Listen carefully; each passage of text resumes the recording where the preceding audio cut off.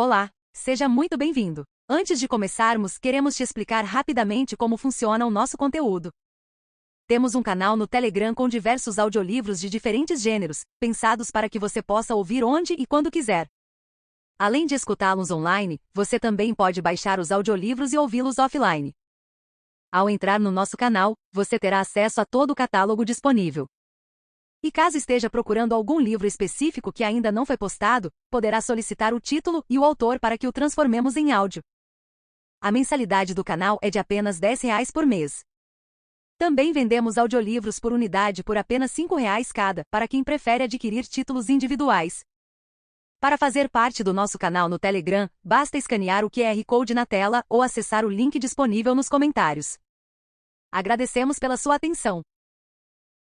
Dedico este livro a todas as pessoas que amo, embora duvide que elas me agradeçam por isso. Durante aquelas últimas semanas todas que passei lá, havia no ar um sentimento perverso singular, uma atmosfera de suspeita, medo, incerteza e ódio velado. Parecia que passávamos o tempo inteiro sussurrando pelos cantos em cafés, nos perguntando se a pessoa na mesa ao lado era um espião da polícia. Não sei se consigo expressar quanto aquela ação me tocou. Parece algo pequeno, mas não era. Deve-se compreender qual era o sentimento da época, a atmosfera horrível de suspeita e ódio.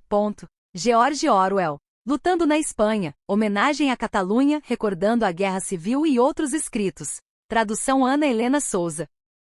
Que? Battle Royale? Você está me perguntando o que é Battle Royale? Mas nem isso você saber como pode vir assistir a jogos de luta livre profissional sem noção de nada? Que? O nome de um golpe? De um campeonato? Claro que não. Battle Royale é um tipo de luta livre profissional. Como? Hoje? Hoje aqui? Não está incluído no programa. Battle Royale acontece em grandes estádios por ocasião de algum festival.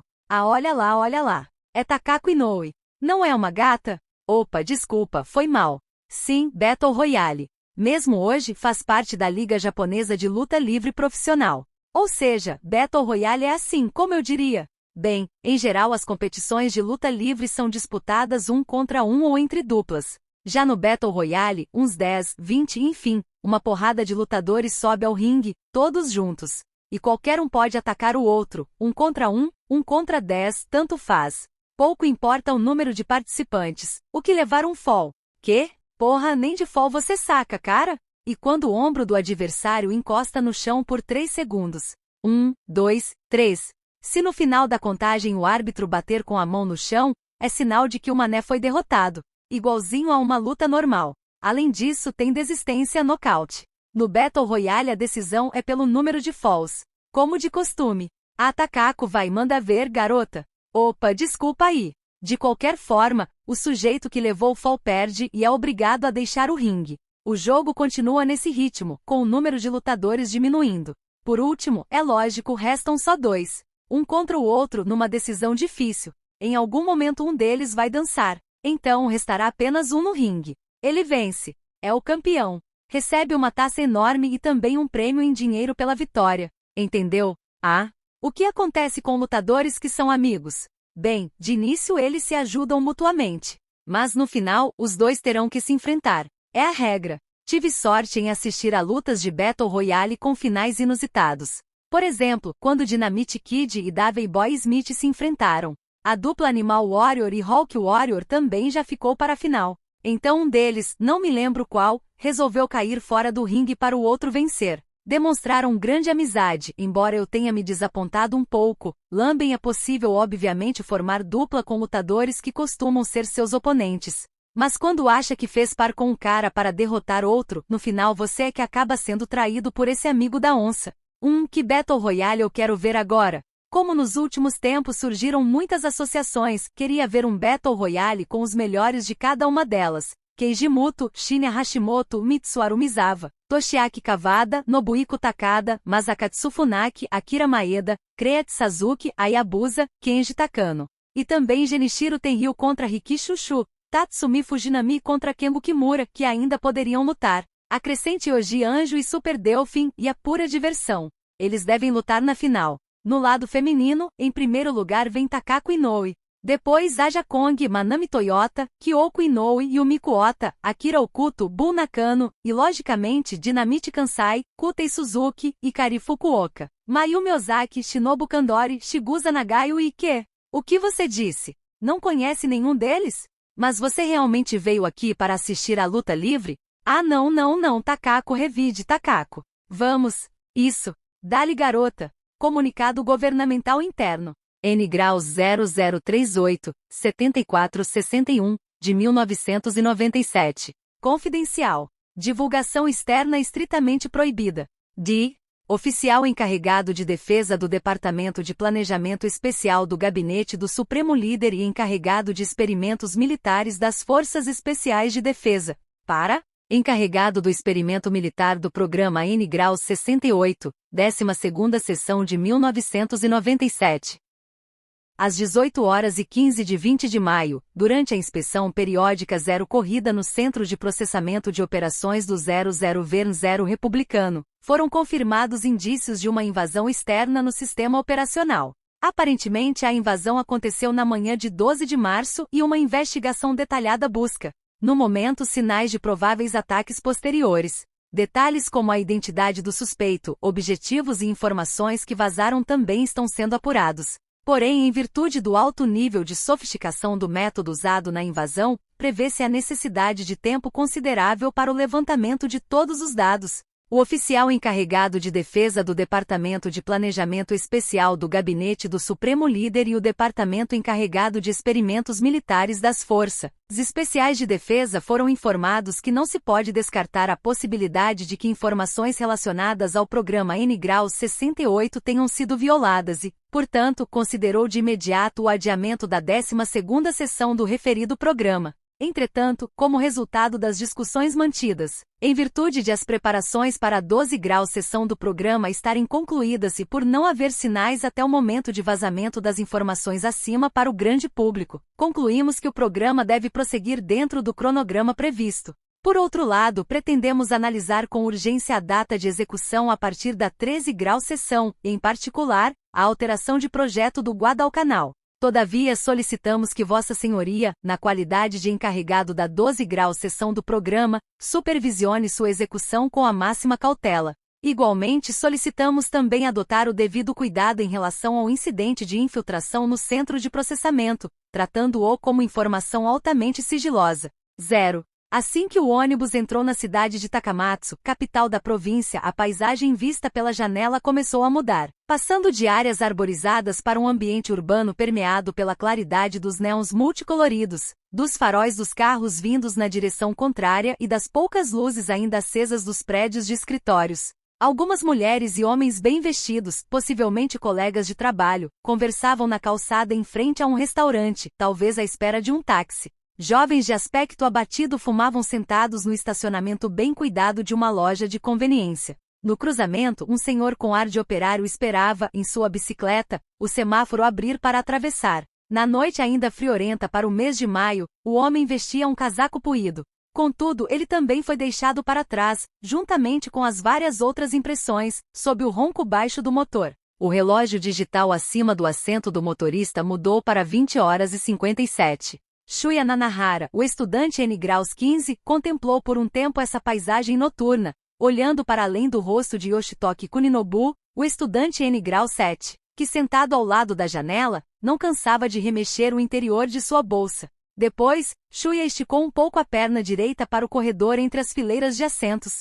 Calçava tênis Keds comuns antigamente, mas agora difíceis de encontrar. A lona interna rasgara no calcanhar direito e fios se projetavam como se fossem bigodes de um gato. Os tênis do fabricante americano eram produzidos na Colômbia. Atualmente, em 1997, a próspera República da Grande Ásia Oriental não sofria com falta de produtos. Ao contrário, vivia-se em meio à abundância, embora o acesso a artigos importados fosse extremamente difícil. Era de se esperar, por causa da política de semi-isolacionismo adotada pelo país. Além disso, os Estados Unidos eram um país inimigo. O governo os chamava de imperialistas americanos, denominação empregada nos livros didáticos.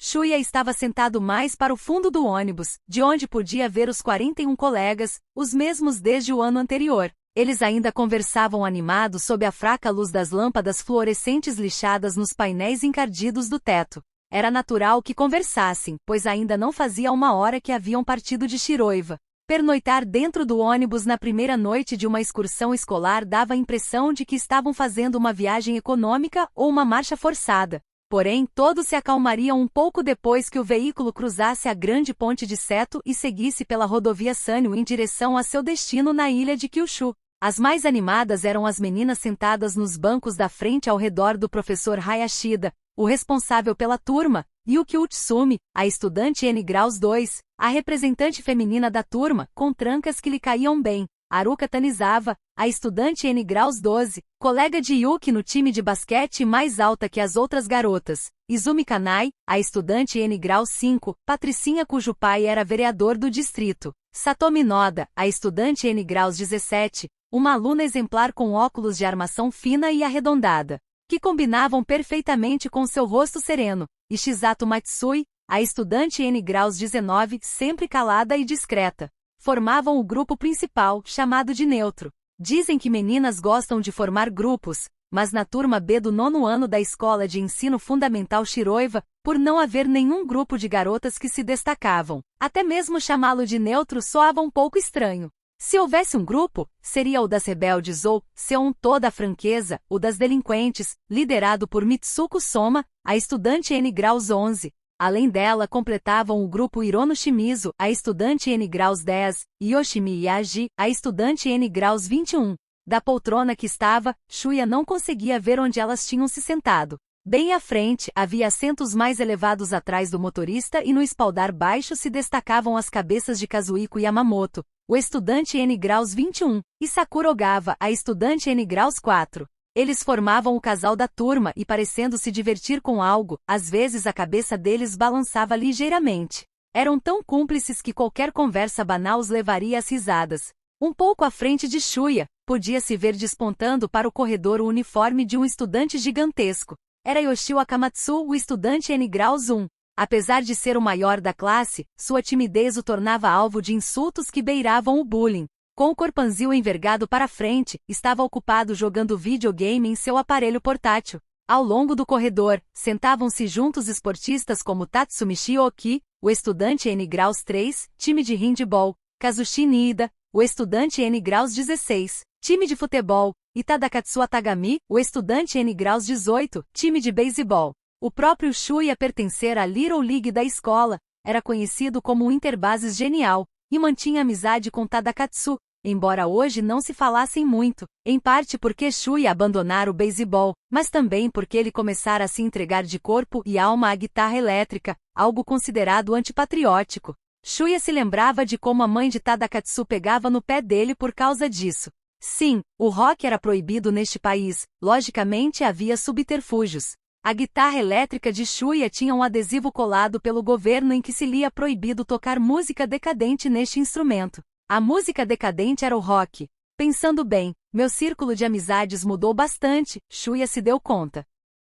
Uma risadinha surgiu da poltrona atrás de Yoshio Akamatsu. Shuya viu os cabelos curtos e o lindo brinco bem trabalhado no lóbulo da orelha esquerda que pertencia a um de seus mais recentes amigos, Shinji Mimura, o estudante N graus 9. No 8º ano, eles se tornaram colegas de turma, mas mesmo antes disso Shuya já ouvirá falar que no time de basquete havia um armador genial a quem costumavam chamar de terceiro homem. Naturalmente Shinji se orgulhava de sua fenomenal aptidão atlética comparável à do genial ex-interbases Shuya na Little League, contudo, Shinji sem dúvida afirmaria, mas eu sou mais eu, cara. Em parte o entrosamento entre eles deveu-se à sintonia que os dois tiveram no primeiro jogo de basquete, logo depois de passarem para o 8º ano. Porém Shinji era muito mais que isso. Com exceção de matemática e inglês, o restante de suas notas estava longe de ser elogiável, mas ele era dotado de um vasto e impressionante conhecimento e de uma visão muito madura para um estudante do ensino fundamental. Era capaz de responder com agilidade a quase todo tipo de questionamento, até mesmo com informações do exterior, em geral, inacessíveis neste país. Tinha sempre o conselho apropriado quando alguém estava numa enrascada. Além disso, era destituído de qualquer traço de arrogância. Poderia dizer, em seu tom brincalhão, você sabe que eu sou inteligente, não sabe? mas como gracejo, sem nenhuma intenção desdenhosa. Ou seja, Shinji Mimura era um sujeito interessante. Shinji estava sentado do lado de Yutaka Seto, o estudante N graus 12, seu amigo desde o início do ensino fundamental. Yutaka era o mais palhaço da turma. Ele devia ter contado mais alguma de suas piadas, pois Shinji ria. Hiroki Sugimura, o estudante N graus 11, estava sentado atrás deles. Alto e magro, lia um livro acomodado sem jeito na poltrona estreita. Era calado, praticava artes marciais e por isso transmitia uma imagem de força. Não tinha muitos amigos, mas ao conversar com ele se via que era tímido e gente boa. Shuya se dava bem com ele. Será que Hiroki estava lendo a coletânea de poesias chinesas de que tanto gostava? Livros traduzidos do chinês eram relativamente fáceis de ser obtidos, pois a República Popular da China era considerada território irmão de Missa-nação. Num romance americano que Shuya lera, encadernado em brochura, ele o encontrou num sebo e o leu com a ajuda de um dicionário. Havia a citação: amigos surgem em sua vida e dela desaparecem. As coisas devem se passar realmente dessa forma. Assim como Shuya e Tadakatsu deixaram de ser amigos, também Shinji e Hiroki talvez um dia se afastassem dele. Ou será que não? Shuya voltou a olhar de relance para Yoshitoki Kuninobu, que continuava a procurar algo dentro da bolsa. Os dois eram amigos de longa data, e provavelmente isso não mudaria. Era assim desde que molhavam seus lençóis durante a noite na Casa de Caridade, instituição católica de nome um tanto pomposo que abrigava órfãos e crianças em circunstâncias que as impediam de viver com os pais. O mais correto seria dizer que os dois estavam irremediavelmente unidos pelo infortúnio. Talvez seja melhor aproveitar para explicar um pouco sobre religião. Neste país, assentado num tipo peculiar de socialismo estatal, cujo ápice é o detentor do poder máximo denominado Supremo Líder, vivemos sob um regime fascista bem-sucedido.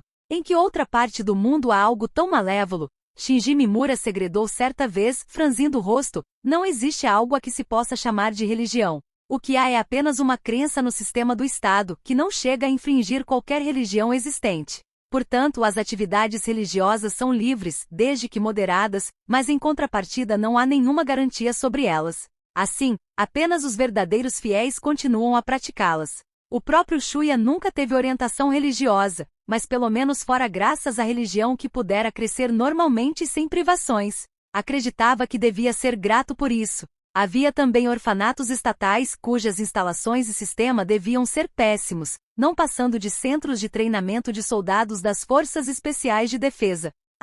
Passagem Tio Romance O Corpo, de Stephen King. Amigos surgem em sua vida e dela desaparecem como garçons num restaurante. Você nunca notou isso? NT. Shuya virou a cabeça e olhou para trás. No longo assento tio fundo estava o bando de delinquentes que incluía Ryuei Sasagawa, o estudante N graus 10, e Mitsuru Numai, o estudante N graus 17. E embora Shuya não pudesse ver o rosto, entre os assentos, no lado da janela direita, distinguiu uma cabeça com longos cabelos até as costas, com um penteado excêntrico todo puxado para trás desde a testa. A cabeça permanecia imóvel, embora do seu lado esquerdo, na realidade, Ryuei Sasagawa sentava abrindo um espaço de 2 assentos entre eles. Os outros estivessem rindo de modo grosseiro por causa de alguma conversa meio indecente, talvez estivesse dormindo, ou quem sabe olhasse atentamente as luzes da cidade, como fizera Shuya até pouco antes. Para Shuya era um grande mistério que Kazuo Kiriyama, o estudante N graus 6, participasse de algo tão infantil como Lima excursão escolar.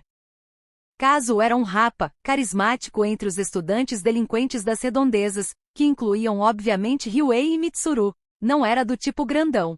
Seu porte físico se assemelhava ao de Shuya, mas Kazuo punha abaixo com facilidade estudantes do ensino médio e discutia em pé de igualdade com mafiosos e yakuza. Ao que parecia, sua lama se tornará lendária por toda a província. Ele deveria ter as costas quentes pelo fato de seu pai ser o renomado presidente de uma importante empresa local. Corriam boatos de que era filho ilegítimo, mas Shuya nunca se interessou em saber. Logicamente não era apenas isso. Ele era inteligente, seu rosto possuía traços nobres e sua voz, embora não fosse particularmente de tom elevado, transmitia certo autoritarismo. Era um dos melhores estudantes da turma B e suas notas só poderiam ser igualadas às do representante masculino da turma, Kyoichi Otobushi, o estudante no 20, que estudava com afinco e quase não dormia. Nas práticas esportivas, Kazuo demonstrava elegância e excelência praticamente imbatíveis. Na escola Shiroiva, os únicos aptos a competir com ele em pé de igualdade seriam os geniais ex-interbases Shuya e o atual armador da equipe de basquete Shinji Mimura. Sob todos os aspectos, Kazuo Kiriyama era perfeito. Por que então um rapaz tão perfeito se tornará líder do grupo de estudantes delinquentes? Shuya não tinha nada que ver com isso, mas podia sentir que Kazuo transmitia uma sensação de mal-estar quase tátil. Shuya não conseguiria identificar o motivo. Kazuo nunca se comportara mal na escola e jamais maltrataria Yoshio Akamatsu, como Ryuei Sasagawa costumava fazer. Porém, havia algo muito sombrio em relação a ele. O que poderia ser? Pelo menos era essa sensação que ele passava. Kazuo faltava muito à escola. Era a piada mais cômica deste mundo afirmar que ele estudava. Em todas as aulas ele apenas permanecia sentado impassível, tão quieto que parecia pensar em algo que não tinha nenhuma ligação com a matéria. Se o governo não impusesse com tanta veemência o ensino compulsório, ele provavelmente nem apareceria na escola. Bem, não se sabe. Talvez se tornasse assíduo apenas por capricho. Seja como for, apesar de Shuya imaginar que Kazuo jamais participaria de uma excursão escolar, eis que ele resolvera dar as caras. Shuya contemplava o painel de iluminação do teto que refletia uma luz sobre Kazuo quando uma voz agradável o trouxe de volta à realidade. No assento vizinho, do outro lado do corredor, Noriko Nakagawa, a estudante N graus 15, estendeu-lhe um pacote envolto num celofane transparente primoroso. O embrulho, que cabia na palma das mãos dela, brilhava como água sob a luz branca que vinha do teto e se veia através dele que estava cheio de pequenos círculos marrom claros, provavelmente cookies. Uma fita dourada envolvia com firmeza a boca do pacote num laço CM formato de gravata borboleta. Assim como Yuki Utsumi, Noriko Nakagawa também integrava o grupo neutro de garotas. Tinha olhos dóceis e bem negros, um rosto arredondado feminino e cabelos que se alongavam até os ombros. De estatura pequena, era muito brincalhona. Ou seja, uma garota comum. Uma característica a ser notada era o lato de ser a primeira da classe em redação. Shuya costumava conversar bastante com Noriko sobre isso, pois nos intervalos das aulas ele escrevia letras de canções na margem do caderno, que ela às vezes queria ver. Em geral, Noriko passava a maior parte do tempo com as garotas do grupo de Yuki, mas por ter chegado atrasada hoje, acabou sentando naquele lugar. Shuya esticou metade do braço e arqueou as sobrancelhas, curioso. Por algum motivo Noriko falou um pouco perturbada. Meu irmão me encheu a paciência para assar cookies. Sobraram esses. Perdem o sabor depois de um tempo. Você e o Sr. Nobu podem comer se quiserem. Sr. Nobu era o apelido carinhoso de Yoshitoki Kuninobu. Era apropriado à personalidade de Yoshitoki, pois apesar dos olhos grandes e afáveis, às vezes ele demonstrava maturidade e sapiência. As garotas não costumavam chamá-lo assim, mas Noriko geralmente se sentia à vontade em chamar os rapazes por seus apelidos. Era parte do charme dela fazê-lo sem que isso os ofendesse ou lhes causasse estranheza. Era uma garota encantadora. Por sua vez, Shuya notara havia tempo sei que ele mesmo não tinha nenhum apelido carinhoso. Na realidade, no início do ensino fundamental, receberá um codinome, idêntico a uma marca de cigarros. Mas ninguém o chamava pelo apelido, ao contrário de Shinji Mimura, que era conhecido por Terceiro Homem, e Noriko era a única que se dirigia a ele por seu nome. Yoshitoki, que ouvia os dois, os interrompeu impaciente. Sério? Para nós? Que maravilha! Se foi você quem fez, os cookies devem estar deliciosos. Yoshitoki surrupiou o pacote da mão estendida de Shuya, desfez rapidamente o laço dourado e pegou um cookie. Que delícia! Shuya deu um sorrisinho irônico enquanto, entre os dois, ouvia os elogios de Yoshitoki dirigidos a Noriko. Yoshitoki demonstrava com sinceridade o que sentia. Desde que Noriko se sentou perto de Shuya, ele não parava de olhar discretamente para ela, se impertigava todo, não sossegava quieto na cadeira, agindo fora do normal. Há cerca de 1 mês e meio, durante as férias de primavera, Yoshitoki se confessou a Shuya quando foram pescar na represa formada pelo lago, fonte do suprimento de água da cidade. Shuya, estou apaixonado por Lima, garota. Ah, e quem é a Felizarda? Nakagawa. Da nossa turma? Isso mesmo. Qual das duas? A Yuka? Dá um tempo. Ao contrário de você, gordinhas não me atraem. Que grosseria! Está insinuando que Kazumi é gorda? Ela é apenas cheinha. Desculpe, foi mal. De qualquer forma, estou falando da Noriko. Ela é legal. Você também acha? Acha mesmo? Acho. Yoshitoki, acho sim. Sim, ele é mesmo muito sincero. Porém, Noriko parecia não perceber o que Yoshitoki sentia por ela. Talvez ela fosse um pouco lerda para notar esse tipo de coisa. Ou seria apenas uma característica de sua personalidade? Shuya pegou um cookie de dentro do pacote que Yoshitoki segurava e o examinou com atenção. Depois, olhando para Noriko, perguntou: "Você disse que perdem o sabor com o passar do tempo?" "Sim." Com um olhar estranhamente tenso, Noriko baixou o queixo de leve 2 vezes. "Isso mesmo. Isso significa que você tem certeza de que eles pelo menos estão gostosos." Shuya deve ter sido contaminado pelo sarcasmo de Shinji Mimura. Ultimamente ele o usava muito e às vezes alguém reclama. Apesar disso, Noriko apenas sorriu. "Acho que sim." "Shuya, dá um tempo." Interrompeu de novo Yoshitoki. "Eu já não disse que estão deliciosos? Não é, Noriko?" "Obrigada. Você está sendo gentil." Noriko agradeceu, sorrindo. Como se tivesse enfiado de repente o dedo numa tomada, Yoshitoki enrijeceu e não disse mais nada. Cabisbaixo, começou a comer ruidosamente o cookie, olhando para os próprios joelhos. Shuya voltou a sorrir ironicamente antes de morder o cookie. Um sabor e aroma doce se espalharam em sua boca. "Estão muito bons", elogiou. Noriko, que até então observava, agradeceu com voz alegre. Poderia ser apenas impressão sua, mas parecia que o tom de voz dela estava diferente de quando agradeceu a Yoshitoki. Bem, quer dizer, pelo menos ela olhava com atenção e seriedade enquanto Shuya levava o cookie à boca.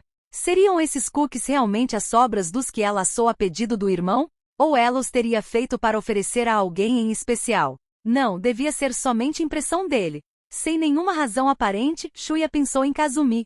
1 ano mais velha que ele, até o ano anterior ela era membro do clube de música. Nas atividades dos clubes escolares na República da Grande Ásia Oriental, o rock fora banido do repertório dos concertos. Mesmo assim, quando a professora e consultora Miyata se ausentava, os membros do clube costumavam tocar rock para passar o tempo. Esse era o tipo de grupo formado por eles. Kazumi Shintani era a única saxofonista entre as garotas do clube.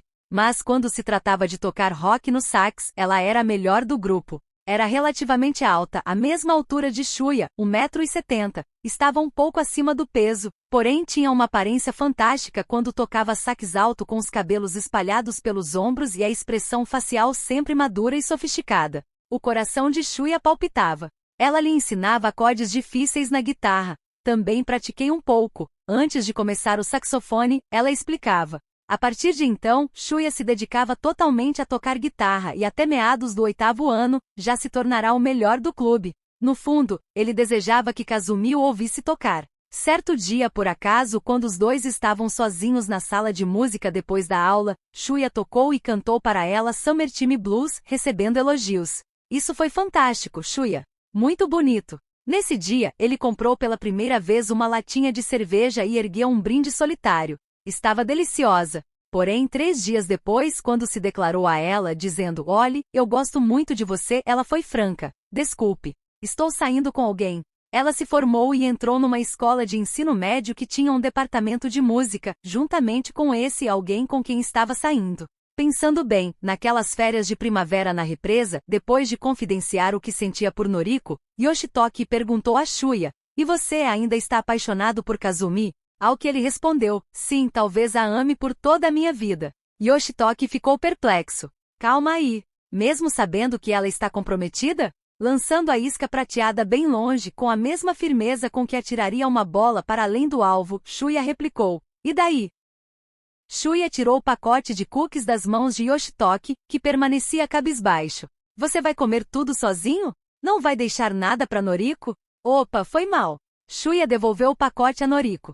"Desculpa aí." "Tudo bem. Podem comer." "Podemos? É tudo para nós?" Nesse momento, Shuya olhou para o rapaz que estava sentado ao lado de Noriko. Envolto em seu uniforme escolar, sob o cavada, o estudante N grau 5, tinha o corpanzil encostado contra a janela, os braços cruzados e os olhos calmamente fechados. Talvez estivesse dormindo. Seu cabelo era raspado à máquina, praticamente no estilo dos monges, e no rosto, que fazia Shuya lembrar dos mambembes em festivais de rua, espalhava-se a barba por fazer. "Galera, olhem esses pelos na cara. Não é um rosto muito maduro para um estudante de ensino fundamental?" Bem, havia um motivo para a aparência madura de Sogo. A turma B tinha os mesmos membros desde o 8º ano, mas Sogo Kawada viera transferido de Kobe em abril. em razão de um ferimento ou doença, provavelmente ferimento, pois não parecia do tipo que costuma adoecer. Ele se ausentara das aulas por todo um semestre e estava repetindo o ano. Em outras palavras, ele seria um veterano se comparado a Shuya e seus colegas. Não que Sogo tivesse lhe contado isso. Shuya ouvirá falar. Para ser sincero, ele não ouvirá boas coisas sobre Sogo. Corriam boatos de que na escola anterior ele era um delinquente incorrigível e uma briga teria causado o ferimento que resultou em suas ausências. Como prova disso, o corpo de Sogo era coberto de cicatrizes. Acima da sobrancelha esquerda, estendia-se uma longa marca, supostamente fruto de uma navalhada. Além disso, quando trocavam de roupa, seja nas aulas de educação física ou em outras ocasiões, Shuya admirava-se ao identificar cicatrizes semelhantes espalhadas pelos braços e costas do rapaz. Visto pelos olhos de alguém como Shuya, o corpo esplêndido de Sogo se assemelhava ao de um boxeador de nível médio. Sobre o ombro esquerdo, viam-se em paralelo duas cicatrizes arredondadas indefinidas. Pareciam ter sido provocadas por tiros, mas isso seria algo inacreditável. Sempre que ouviam esses rumores sobre Sogo, invariavelmente alguém sussurrava: qualquer dia ele e Kazuo vão acabar se engalfinhando. De fato, logo depois de ser transferido para a escola, Ryuei Sasagawa, irrequieto e pretensioso, parece ter ido se meter com Sogo. O motivo e o que aconteceu depois também não passam de boatos. Sabe-se somente que Ryuei voltou pálido e foi choramingar com Kazuo, que sem demonstrar interesse, não lhe disse absolutamente nada. Por isso, pelo menos até o momento, não ocorreu nenhuma situação que levasse os dois a entrarem num clima hostil. Kazuo não parece se interessar por Sogo. E Sogo tampouco aparenta ter qualquer interesse por Kazuo. Portanto, a turma B permanece em paz. Graças aos céus. Todos na turma evitavam Sogo, seja pela diferença de idade ou pelos rumores que corriam a respeito dele. Shuya, porém, odiava que as pessoas fossem julgadas apenas por boatos. Alguém disse certa vez que se for possível constatar com os próprios olhos, não há razão para dar ouvido ao que os outros falam. Shuya se virou para Noriko e indicou Sogo com o queixo. Ele está dormindo? Noriko virou a cabeça de relance em direção a Sogo. Bem, achei que não deveria acordá-lo. De qualquer forma, ele não parece do tipo que goste de cookies. Noriko abriu um sorriso e quando Shuya começava a sorrir, se ouviu uma voz dizendo: não, obrigado. Shuya olhou outra vez em direção a Sogo. A reverberação da voz baixa e potente permaneceu no ouvido de Shuya. Embora não lhe fosse familiar, a voz teria sem dúvida partido de Sogo, sempre de olhos fechados, embora aparentemente acordado. Ao mesmo tempo, Shuya percebeu que raramente ouvirá a voz do rapaz, apesar de ele ter sido transferido para a escola havia mais de um mês. Noriko voltou a olhar de relance para Sogo. Depois, virou-se novamente para Shuya, que encolheu os ombros enquanto enchia a boca com outro cookie. Depois disso, ele se lembra de ter conversado um pouco mais com Noriko e Yoshitoki, mas eram quase 10 horas quando Shuya notou algo estranho. Havia uma atmosfera diferente no interior do ônibus. Ele ouvia a respiração de Yoshitoki a seu lado, que de repente caíra no sono. O corpo de Shinji Mimura estava inclinado do assento para o lado do corredor. Noriko Nakagawa também tinha cerrado os olhos. Todas as conversas haviam cessado. Aparentemente todos dormiam. De fato, seria a hora de pessoas saudáveis estarem indo para cima, mas a tão esperada excursão mal começara. Não era muito cedo para dormir? Vamos pessoal, cantem alguma canção. Não tem neste ônibus nenhuma daquelas máquinas de karaokê de mau gosto que eu tanto odeio? Shuya pensou. E o maior problema era que ele mesmo havia sido assaltado pelo sono. Olhou zonzo ao redor. Com dificuldade moveu a cabeça que lhe parecia pesada. Enrijeceu as costas na cadeira. Sua visão flutuou até encontrar, bem em frente no espaço apertado, o retrovisor no centro do grande para-brisa, envolto pela escuridão. Shuya confirmou nele o minúsculo reflexo da parte superior do corpo do motorista. O rosto do motorista estava coberto com o que parecia ser uma máscara. Dela descia algo semelhante a uma mangueira. Uma fita estreita passava horizontalmente acima e abaixo do lóbulo da orelha. O que seria aquilo? Salvo pela mangueira se estendendo para baixo, parecia uma máscara de oxigênio daquelas de emergência usadas em aviões. Seria impossível respirar dentro do ônibus?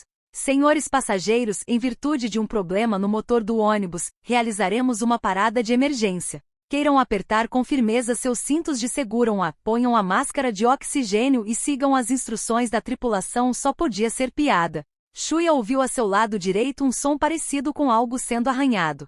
Com muito custo, ele inclinou a cabeça na direção do som e sentia o corpo pesado como se estivesse se movimentando dentro de uma gelatina transparente. Sogo cavada se levantara e tentava abrir a janela. Porém, por estar enferrujada ou com o trinco quebrado, ela aparentemente não se movia. Então, Sogo socou a janela com o punho esquerdo fechado. Ele está tentando quebrar o vidro. Por quê? Contudo, o vidro da janela não quebrou. A mão de Sogo, que tentava mais uma vez socar a janela, perdeu a força e arriou relaxada. Seu corpo caiu pesado sobre o assento.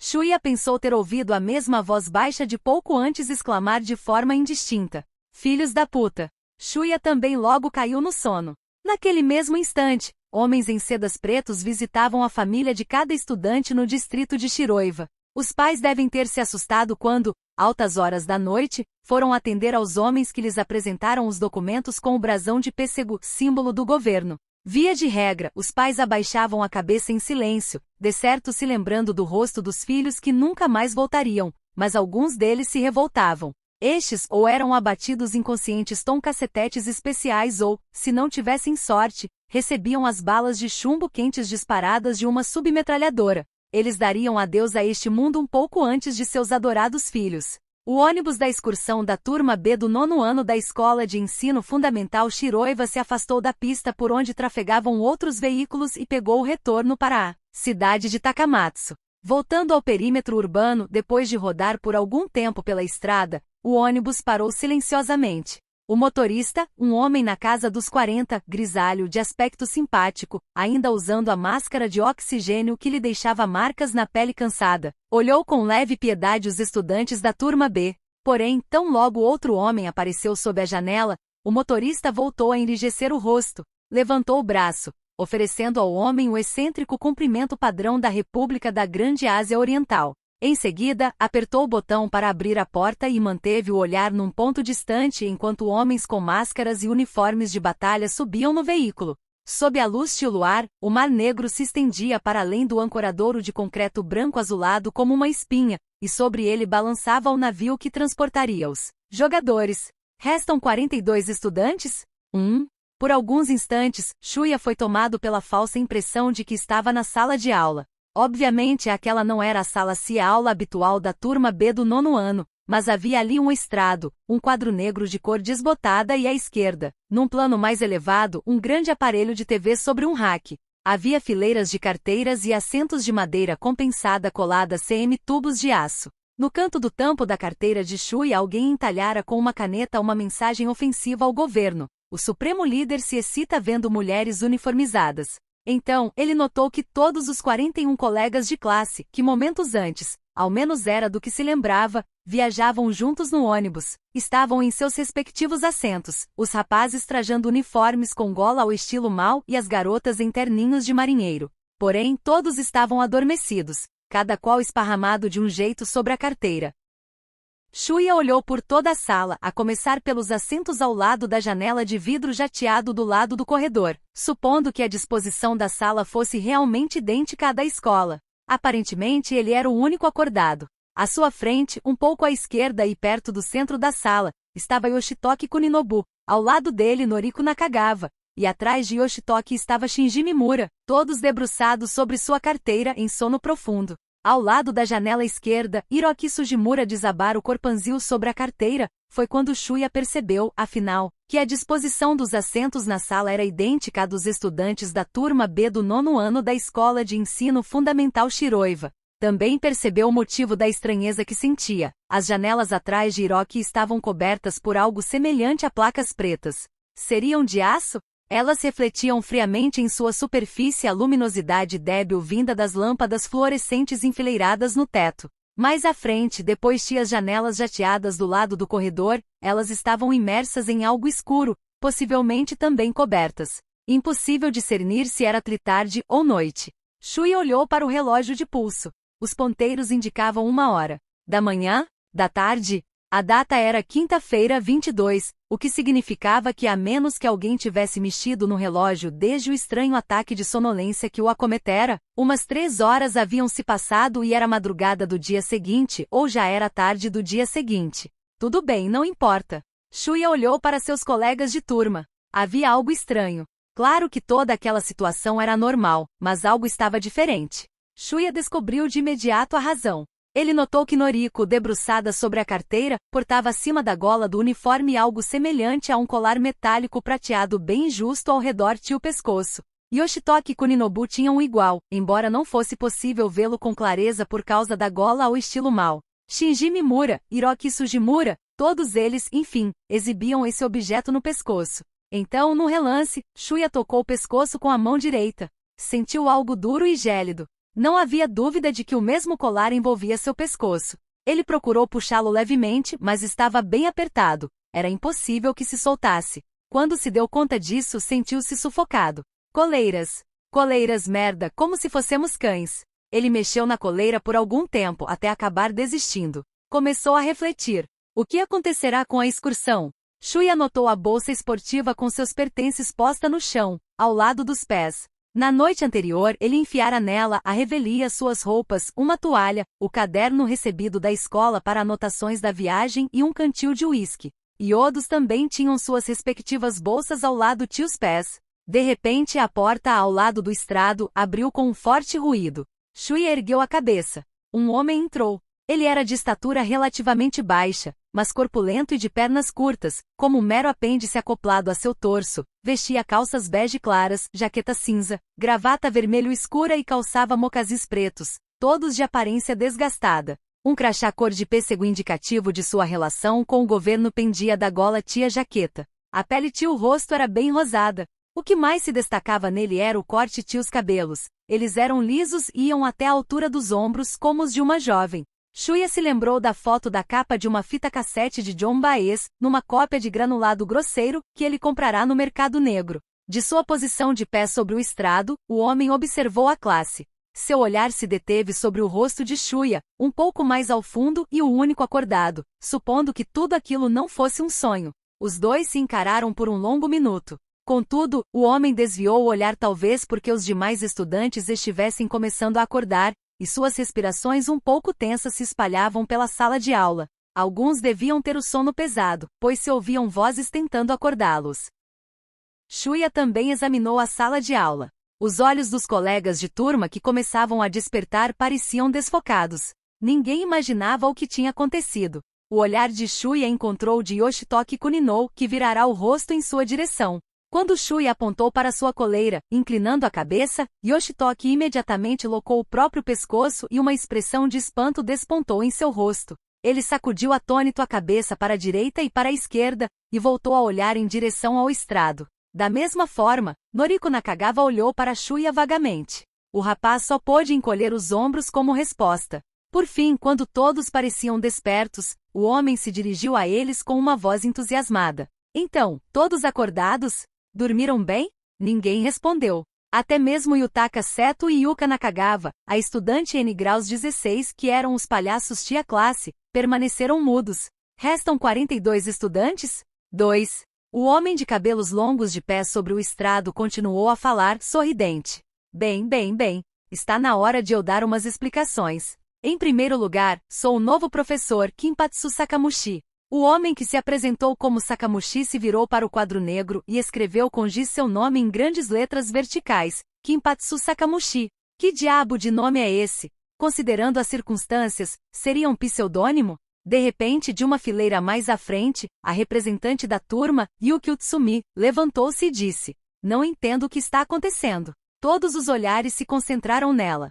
Com o cabelo comprido formando um par de trancas, Yuki exibia uma expressão tensa, mas seu tom de voz permanecia firme. Apesar de tudo, ela deveria ter criado em sua mente, mesmo que de forma um pouco irracional, a ideia de que todos teriam sofrido um acidente de trânsito ou outro evento que os deixará inconscientes. O nome faz referência ao protagonista do livro Sanen Begumi, Kinpachi Sensei, de Mieko Ozanai, cuja série de TV homônima, estrelada por Tetsuya Takeda no papel do professor Kinpachi Sakamoto, foi exibida pela rede de televisão TBS em 8 temporadas ao longo de 32 anos. Na série, o dedicado professor Kinpachi procura ajudar e aconselhar seus alunos, lidando com temas próprios à adolescência como bullying, gravidez precoce e questões de identidade cisgênero, entre outros. Yuki continuou. O que está havendo aqui? Estávamos todos no meio de uma excursão escolar. Certo, pessoal? Ela se virou e olhou ao redor, provocando o início de um burburinho. Que lugar é este? Você também dormiu? Que horas são afinal? Todos adormeceram? Porra, cadê meu relógio? Você se lembra de ter descido do ônibus e vindo até aqui? Quem diabos é esse tiozinho?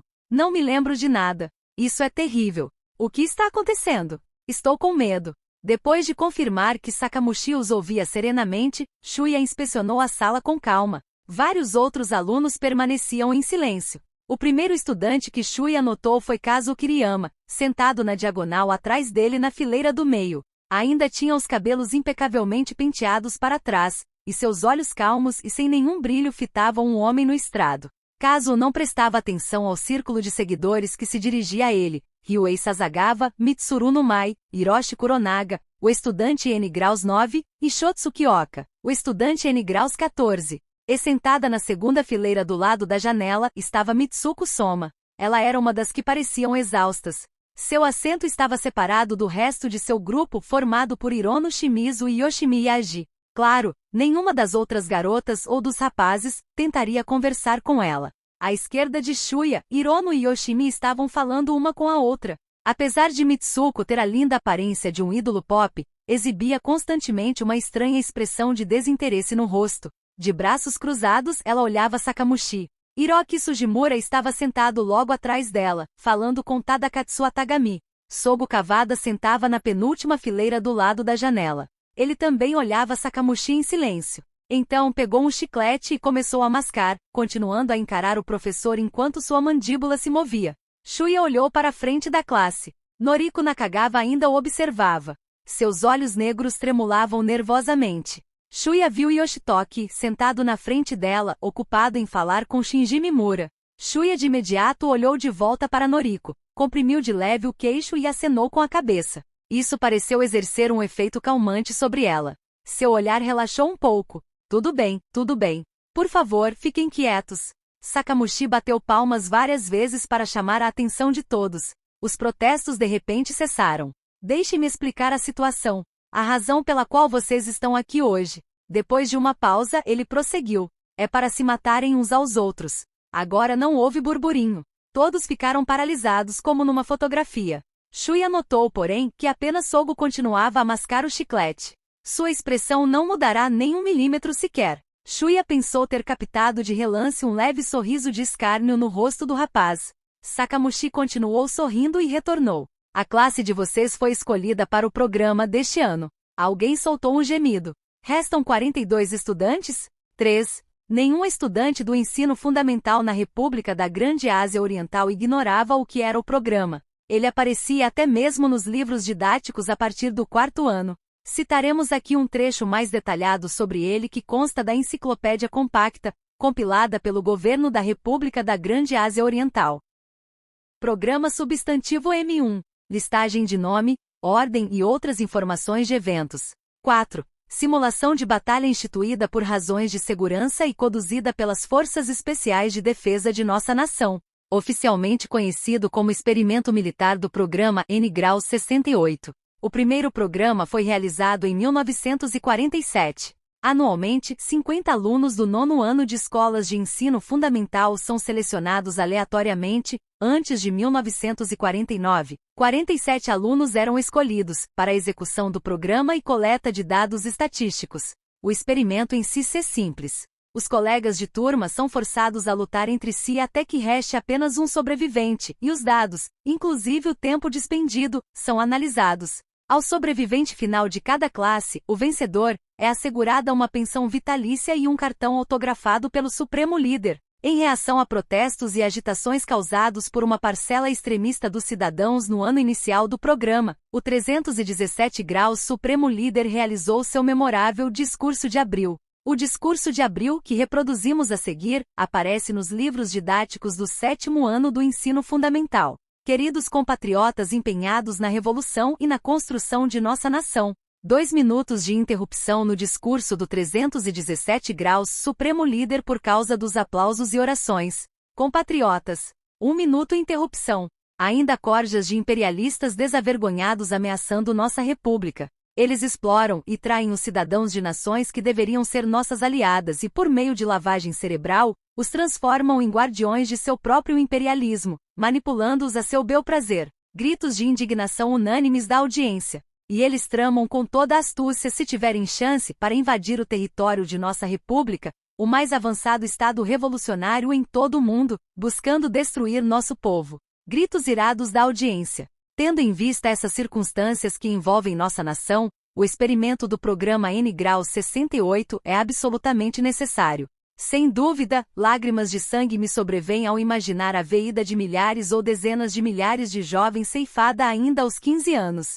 Porém, se a vida de cada um deles servir para resguardar a independência dos cidadãos de nossa nação com seu arroz abundante, não será possível afirmar que o sangue por eles derramado se sua carne se assimilarão à linda terra de nossa nação transmitida até hoje pelos deuses e nela continuarão a viver, por toda a eternidade? Aplausos, um turbilhão de orações, 1 minuto de interrupção. Como é do conhecimento de todos, nossa nação não possui um sistema de alistamento militar obrigatório. As Forças Especiais de Defesa do Exército, Marinha e Aeronáutica são compostas por jovens voluntários patriotas, com firme determinação pela revolução e construção de nossa nação. Eles se arriscam dia e noite lutando nas linhas de frente. Gostaria que todos considerassem o programa como o único tipo de sistema de alistamento militar de nosso país, para proteger nossa nação. Mas chega dessa lenga-lenga maçante. Em frente das estações de trem era comum encontrar recrutadores de meia-idade das Forças Especiais de Defesa aplicando o convite de sempre. Que tal termos uma conversa enquanto comemos arroz com carne de porco? Shuya soube pela primeira vez do programa antes mesmo de entrar no ensino fundamental. Foi justamente na época CM que ele por fim se acostumara com a casa de caridade, onde entrará, graças aos arranjos de um conhecido do pai, depois que seus pais morreram num acidente de trânsito. Nenhum parente aceitou cuidar dele. Conta-se que seus pais no passado se envolveram em atividades antigovernamentais, mas Shuya nunca confirmou esses boatos. Shuya devia ter por volta de 5 anos. Ele estava vendo televisão na sala de brinquedos com Yoshitoki Kuninobu, que chegará antes dele à casa de caridade. Seu desenho animado favorito terminara e a então superintendente da instituição, a senhorita Ryoko Ano, filha de um ex-superintendente, na época provavelmente ainda uma estudante de ensino médio, a propósito, todos os funcionários a tratavam por senhorita, mudou de canal. Shui apenas continuou a olhar para a tela, sem nenhum interesse especial, mas assim que viu o homem adulto trajando um terno formal e falando de frente para as câmeras, percebeu que se tratava daquele programa maçante chamado telejornal, exibido em todos os canais várias vezes ao dia. O homem lia um texto manuscrito. Shuya não se lembrava do teor, mas era sempre algo aparentemente idêntico e se fossemos reproduzi-lo, seria algo assim. Acabamos de receber um comunicado do governo e das Forças Especiais de Defesa nos informando que o programa na província de Kagawa, realizado 3 anos depois do anterior, foi encerrado ontem às 15 HL2. A classe-alvo foi a turma I do 9º ano da Escola de Ensino Fundamental Zensuji N-Graus 4 da cidade de Zensuji. O local de realização do programa, até então secreto, foi Sidakajima, uma ilha distante 4 quilômetros do distrito de Tadotsu. Foram necessários 3 dias, 7 horas e 43 minutos para definir o vencedor. Com a coleta dos cadáveres e as autópsias realizadas nessa data, definiram-se as seguintes prováveis causa-mortes dos 38 estudantes: 17 mortes por disparos de arma de fogo, 9 por esfaqueamento, 5 por instrumentos contundentes, 3 por asfixia. Apareceu na tela a imagem da aparente vencedora, uma garota trajando um terninho de marinheiro em farrapos, com 2 soldados X Forças Especiais de Defesa, um de cada lado, e o rosto estremecido direcionado à câmera. Uma substância escura e vermelha aderir à sua têmpora direita, sob os cabelos longos e desgrenhados. Estranhamente Shuya podia se lembrar com clareza de como se formava, no canto da boca do rosto contorcido da garota, uma curva semelhante a um sorriso. Pensando bem agora, aquela deveria ter sido a primeira vez que ele vira uma louca. Contudo, na ocasião, Shuya era incapaz de discernir e sentiu medo, como se contemplasse uma assombração. Ele provavelmente perguntara: "O que é isso, senhorita Ano?" Ao que ela responderá balançando a cabeça: "Não é nada, não." Ela afastou um pouco o olhar do rosto de Shuya e deixou escapar um pobre coitada. Yoshitoki Kuninobu já tinha tirado os olhos da tela e comia uma tangerina. À medida que Shuya crescia, a mesma notícia informada subitamente, sem um horário específico, acontecia em mídia uma contra/EZ a cada 2 anos, o que serviu para, aos poucos, começar a amedrontá-lo. A todos os estudantes do último ano do ensino fundamental, a 50 classes, ou seja, no caso de turmas de 40 estudantes cada, um total de 2.000, ou, para ser mais exato, 1950, era dada sem falta uma sentença de morte. E não se tratava simplesmente de serem mortos, os estudantes deviam se matar aos outros até que restasse uma única cadeira. Sim, esse era o pior jogo da dança das cadeiras de toda a história. Todavia, era completamente impossível se opor ao programa. Não se podia ir contra nenhum ato praticado pelo governo da República da Grande Ásia Oriental. Então Shuya decidiu adotar uma atitude desafiadora. Era o que a maioria dos estudantes, reservas do 9º ano neste país costumavam ter como método, certo? Tudo bem, nosso singular sistema de alistamento militar? O lindo território do país abundante em arroz? Quantas escolas de ensino fundamental há no país? Mesmo com a redução da taxa de natalidade, as chances de ser escolhido para o programa eram inferiores a 1 em 800. Na província de Kagawa, isso correspondia a no máximo uma classe ser selecionada a cada 2 anos. Falando claramente, era uma probabilidade não muito diferente de se morrer num acidente de trânsito. Considerando que Shuya nunca foi do tipo sortudo, supunha que jamais seria escolhido. Não era nada para se vangloriar. Mas mesmo nas rifas nas lojas do bairro o máximo que ganhava eram pacotinhos de lenço de papel. Por isso mesmo. Bem, quem se importa com isso? Então que se dane. Mesmo assim, quando ouvia alguém da turma ou outra pessoa, principalmente garotas, declarar em voz chorosa, "Meu primo está no programa", ou algo semelhante, aquele pavor sombrio voltava a lhe invadir o peito. Ao mesmo tempo ele sentia raiva também. Quer dizer, quem lá é o direito de entristecer uma garota tão encantadora asterisco? Uma raiva desse tipo. Porém, em questão de dias a mesma garota, antes completamente abatida, voltaria a exibir uma expressão sorridente. E o medo e a raiva de Shuya aos poucos minguariam e desapareceriam, deixando apenas a sensação de desconfiança e impotência extremamente vaga em relação ao governo. Era dessa forma. E quando por fim entrou no 9º ano, Shuya acreditou que tanto ele quanto os demais colegas da turma B ficariam bem. Na verdade, só lhe restava pensar dessa forma. Até agora. Isso não pode estar acontecendo. Alguém se levantou, fazendo a cadeira cair. A voz ouvida era tão esganiçada que Shuya olhou para a carteira atrás de Hiroki Sugimura, de onde ela provinha.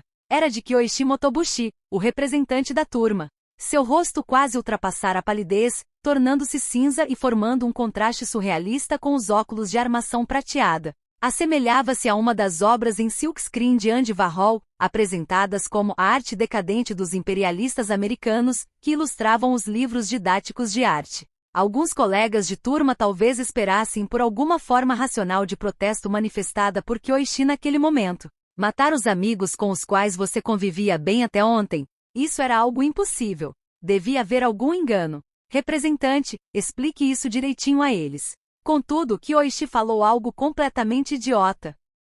Meu pai é secretário do meio ambiente do governo provincial. Não havia razão para a classe CM que estou matriculado ser ES, escolhida para o programa. Kyoichi disse apenas isso com voz trêmula, aparentando ainda mais tensão que o normal. O homem chamado Sakamushi sorriu com sarcasmo e sacudiu a cabeça. Seus longos cabelos balançaram. Vejamos. Você é Kyoichi Motobushi, certo? Seu tom de voz era pegajoso. Você deve saber o que significa igualdade. Ouça bem, todos os seres humanos nascem iguais. O fato de seu pai ser um oficial do governo provincial não confere a ele nenhum tipo de regalia. O mesmo se aplica aos filhos dele. Ouçam todos com atenção. Cada um de vocês tem uma história de vida diferente. Alguns provêm de famílias ricas, outros de famílias pobres. Porém, essas são circunstâncias sobre as quais vocês nada podem fazer e não são elas que determinam seu valor como pessoa. Portanto, Kyoichi, não se engane achando que apenas você é de alguma forma especial, porque você não é. Sendo repreendido tão subitamente, Kyoichi caiu estatelado em sua cadeira. Sakamushi fitou por um tempo, mas seu rosto logo voltou a exibir um sorriso. Vocês aparecerão nas notícias desta manhã. Como o programa é um experimento secreto, os detalhes não serão divulgados até o término do jogo. E bem, vamos ver, a esta hora seus pais já devem ter sido notificados. Todos ainda estavam estupefatos. Colegas de classe assassinando-se? Não pode ser verdade. Como? Vocês ainda não acreditam? Sakamushi cocou a cabeça com um olhar preocupado. Então se virou para a entrada e chamou calmamente: Vamos, pessoal. Entrem. Em resposta ao chamado, a porta corrediça voltou a abrir e 3 homens entraram fazendo barulho. Todos usavam trajes cia camuflagem e botas de combate e portavam capacetes de ferro com a insígnia cor de pêssego impressa na parte da frente. Eram soldados das Forças Especiais de Defesa. Tinham rifles de assalto pendurados aos ombros e Shuya podia ver a empunhadura das pistolas automáticas enfiadas no coldre preso a seus cintos. Um dos soldados era de estatura alta e seus cabelos desalinhados aparentavam excessiva falta de cuidado.